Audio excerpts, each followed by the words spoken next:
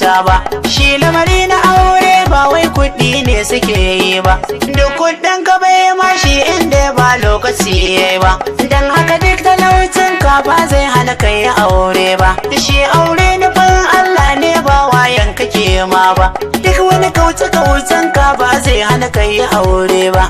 Duk wani kauce-kaucen ki ba zai hana ki aure ba. In dai lokaci yayi sai ka yi shi ban musa san ba. Dan haka lamarin aure ni ban ɗaukai da wasa ba. Kowa yayi wasa dan lamarin aure ba zai sha ba. Shi aure ku gane kowa yayi sa bai kalata ba. Ni din ban da aure ba zan zo ɗai ne da mai shi ba. Shi darajarsa ta yi sama matsayinsa ba zai kalar nau ba. Komai zai yi linka mai za a yi ban zo da shirme ba.